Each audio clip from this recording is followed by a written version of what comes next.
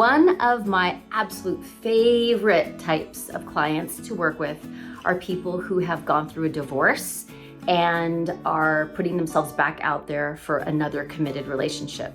Usually they come when they already started it, but I've also worked with people who are just getting ready to step back out there. And I think that they have some really amazing strengths that we can learn from. And we're going to talk about that in this video.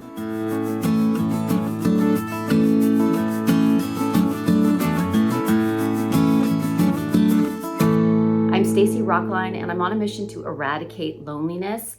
And I am so filled with hope to work with people who have gone through something so difficult as a divorce and then are going back out there to find more connection. Like that gives me hope for all of us for eradicating loneliness. It's amazing. And they're amazing people to work with. They have 5 main strengths that I think we can learn from. So the first one is they are survivors. I mean, they've gone through one of the most challenging things that you can experience. They have walked through fire. They have had to, like, from the ashes, like a phoenix, rebuild so many things, rebuild their family structure sometimes, rebuild their life circumstances, rebuild their very identity, like who they thought of themselves as before and after. It's amazing. And it's so challenging to do. And they're just badasses. And so I marvel at being approached by somebody who has experienced that, and their sturdiness and their survivor mentality, and still open and willing to do committed relationship again. It's amazing. And I just want to remind you that you are also a survivor. You have not gone through only perfect relationships. You have had ones that were difficult and hard and ended, and you survived it also. Like, you are also sturdy and rugged and back out here, going back into relationships, and that's amazing. And you might have forgotten to give yourself credit for that, but you deserve credit. So just want to point that one out. They're also in it for the right reasons. They are in their relationship because they want companionship and a deep connection.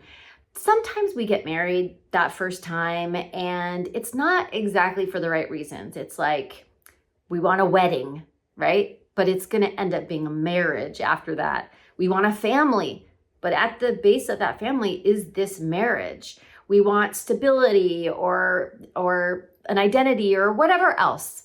We don't always go into our marriages or long-term committed relationships with the right, focus. And these people who have already gone through a difficult ending to a relationship, they come in with a focus on the connection and a focus on the companionship. And it's just amazing and refreshing. And I think that we all can learn from that, learn that regardless of how we got into our relationship in the beginning, we're in it now.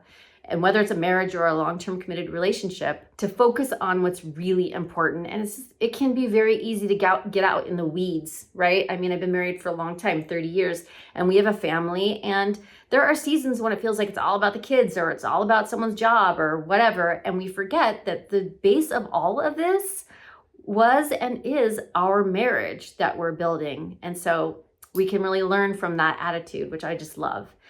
The next thing is they come in with a very clear idea of their weaknesses, like a failed marriage. I'm just quoting because nothing's a fail. It's all a learning experience. If you do your healing work and you kind of put it under a microscope, it gives you a lot of information about what you did not do so well. And you don't have to worry about what the other person did or didn't do. It still has information for you about your unhealthy coping mechanisms, or how you don't always show up the best way in your relationship, or the kinds of messes that you tend to make. It has so much information for you to take forward. And these clients are so committed to not repeating those things. It's so awesome. They're like, okay, tried that, didn't work. These are the things that I did wrong. Now I want to grow and change, especially by the time they've come to a coach, they are invested in growing. But we can do the same thing, because even in the relationships that we're in right now, like we're making mistakes like yesterday or last year or whatever, that we can learn from. And even staying in the ones we're in right now, we can say to ourselves, okay, fresh start. I'm not going to do that behavior anymore, or whatever it is. We can do that right now. We don't have to wait to go through something as challenging as a divorce before we learn from our missteps that are happening all the time. Another thing that's awesome about them is they are so clear about their desires. Like, a relationship that doesn't work out is filled with information about what we want, because it shows us what we don't want. And what we want is both things, what we want and what we don't want. So now you get out of a relationship that didn't really work out, probably had some good things in it, and you want to look for those again. But there was a lot of things that were not great. You learn like what kind of person you don't want to be with, what kind of life you don't want to live, all kinds of things that point you toward what you do want.